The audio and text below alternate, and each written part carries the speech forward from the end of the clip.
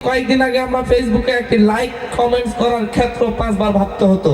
ফেনী নদীর পানির হিস্সা চাইতে গিয়ে শহীদ আবরারকে জীবন দিতে হয়েছিল। বিশ্বজিৎকে কেন হত্যা করা হয়েছিল? শুধু সন্দেহ হয়েছিল এই ছেলেটা মনে হয় শিবির। আমার দেশের মানচিত্রের দিকে হাত বাড়াবে আর সেই হাত তার আগের অবস্থানে থাকবে, সেটা হতে পারে না। আজকে এই সময়ে দাঁড়িয়ে আমরা কথা বলতে পারছি, কিন্তু আজ থেকে 4 মাস আগে আমরা ফেসবুকে একটি স্ট্যাটাসও দিতে পারতাম না।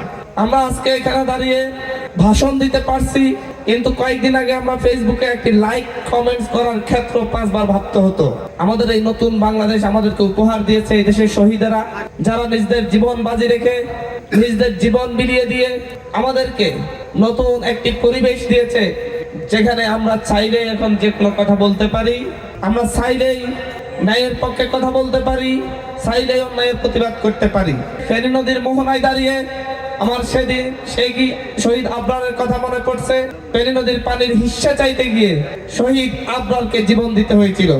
শুধুমাত্র বলেছিল আমাদেরকে তিস্তার পানি দিচ্ছে না, আর আমরা তাদেরকে ছোট নদী ফেনীর পানিও তাদেরকে দিয়ে দিচ্ছি, এভাবেই আমাদের সার্বভৌমত্ব বিলিয়ে দিচ্ছি।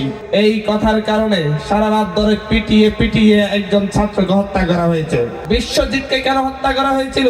শুধু সন্দেহ হয়েছিল এই ছেলেটা মনে হয় শিবির। দিবা আলোকে দৌড়াতে দৌড়াতে কুপিয়ে বিশ্বজিৎকে মানুষের সামনে হত্যা করা হয়েছিল।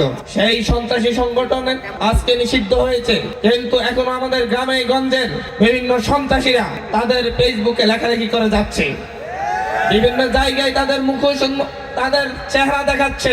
তারা আবার সমাজের মূল অংশের সাথে মিশে যাওয়ার চেষ্টা করছে। তারা বিভিন্ন রাজনৈতিক দলের আশ্রয় নিচ্ছে, কিন্তু যে সকল রাজনৈতিক দল ওই সকল সন্ত্রাসীদেরকে, সন্ত্রাসের ইন্ধনদাতাদেরকে আশ্রয় দিচ্ছেন, প্রশ্রয় দিচ্ছেন, তাদেরকে বলবো আপনাদের পরিণাম শেখ হাসিনার পরিণামের মতোই হবে। তাদেরকে বলবো আপনাদের পরিণাম সেই সাদ্দাম ইনামের পরিণামের মতোই হবে, আপনাদের পরিণাম সেই কাউয়া কাদেরের মতোই হবে। এখন ভেবেছেন ক্ষমতায় চলে গিয়েছেন, যা ইচ্ছা তাই করি, আমাদের বাধা দেওয়ার কেউ নেই। 5ই আগস্টের আগে 3ই আগস্ট 4ই আগস্ট আওয়ামী লীগ, ছাত্রলীগ, যুবলীগ একই কথাই ভেবেছিল। তারা একই কথা ভেবে সেদিন রাজপথে নেমে আমাদের ভাইদেরকে গুলি করেছিল, হামলা করেছিল, কিন্তু তারা টিকতে পারে নাই। 2 দিনের মাথায় সেই তাদের পক্ষে প্রধানমন্ত্রী থেকে শুরু করে বাইতুল মুকাররমের ইমাম ওবায়দুল কাদের থেকে শুরু করে ইউনিয়ন পরিষদের চেয়ারম্যান মেম্বার প্রত্যেককে পালাতে হয়েছে। পরিণাম কত ভয়াবহ, সেই পরিণামের দিকে খেয়াল রাখুন। এই বাংলাদেশে এখনো সেই ফ্যাসিস্টের সহযোগীরা, সেই ফ্যাসিস্টের দালালেরা, সেই ভারতের দাসগুলা দেশে বসে এবং দেশের বাইরে দিল্লিতে বসে বসে এই দেশের বিরুদ্ধে ষড়যন্ত্র করছে। তারা এই দেশে সাম্প্রদায়িক সম্প্রীতিকে উস্কানি দিয়ে একটি অসাম্প্রদায়িক পরিস্থিতি তৈরি করার চেষ্টা করছে। কিন্তু এই দেশের ধর্মপ্রাণ মানুষ যারা হিন্দু মুসলিম একসাথে চলাচল করে, একই টেবিলে খাবার খায়, একই সাথে সাংস্কৃতিক অনুষ্ঠানে যায়, একই সাথে কেনাকাটা করে, একই দোকান থেকে কেনাকাটা করে, সেই সমাজের হিন্দু মুসলিমদের মধ্যে দাঙ্গা লাগানো অতটা সহজ নয়। যারা দিল্লিতে বসে এই দেশকে অশান্ত করার চেষ্টা করছে, তারা ভাবছে এই দেশ শেখ হাসিনার, শেখ মুজিবের, তারা ভাবছে এই দেশ কাউয়া কাদেরের, কিন্তু তারা ভুলে যায় এই দেশ শহীদ তিতুর দেশ, এই দেশ হোসেন শহীদ সোহরাওয়ার্দীর দেশ, এই দেশ মেজর জিয়ার দেশ, এই দেশ আল্লামা সাঈদীর দেশ, এই দেশ জুনাইদ আল বাবুনগরীর দেশ। এদেশের সার্বভৌমত্বের প্রশ্নে বেগম জিয়া থেকে শুরু করে মতিউর রহমান নিজামী সহ প্রত্যেকে দীর্ঘদিন কারাগারে থেকেছেন এবং শহীদ হয়েছেন একজনে।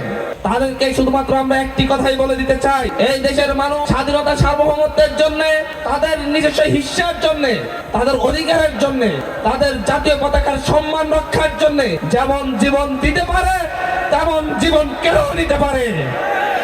সেই 1971 সালে পাকিস্তানিদেরকে শিক্ষা দেওয়া হয়েছে। 2001 সালে রৌমারী সীমান্তে ভারতীয় বিএসএফ কেও শিক্ষা দেওয়া হয়েছে। তারা সেই ইতিহাসগুলো ভুলে যায়। তারা ভুলে যায় মিয়ানমার যেদিন আমাদের সীমান্ত অতিক্রম করার চেষ্টা করেছে 1996 সালে, সেদিন তাদেরকে কিভাবে এদেশের জনতা, এদেশের মানুষ, এদেশের আর্মি শিক্ষা দিয়েছে। আমার দেশের মানচিত্রের দিকে হাত বাড়াবে, আমার দেশের ধুলোবালির দিকে হাত বাড়াবে, আর সেই হাত তার আগের অবস্থানে থাকবে, সেটা হতে পারে না। আমার দেশকে অস্থিতিশীল করার চেষ্টা করলে সেই দেশের মানচিত্রকে ভেঙে খান খান করে দেওয়া হবে। সুতরাং এই দেশের মানুষ এক একটি যোদ্ধা, এক একটি লড়াকু সৈনিক। এদেশের মানুষকে ভয় পাইয়ে লাভ নেই, ভয় দেখিয়ে লাভ নেই। এদেশের মানুষ হাসিনার গুলির সামনে যেমন ভয় পায় নাই, পাকিস্তানি হানাদার বাহিনীর গুলির সামনে ভয় পায় নাই। তোমার সেই বিজিবি কি সেই ভারতীয় গোলামগুলা কি করবে? তাদের দাস পালিয়েছে, তারা আরেকটি দাসকে বসানোর চেষ্টা করছে। তারা ভাবছে তাদের দাসকে পুনর্বাসনের চেষ্টা করে তারা সফল হবে। কিন্তু বাংলার প্রতিটি ঘরে ঘরে যে দাসগুলার বিরুদ্ধে প্রতিরোধ গড়ে তোলার জন্য এই দেশের মালিকেরা রাত দিন পরিশ্রম করে যাচ্ছে, তারা সেটা জানে না।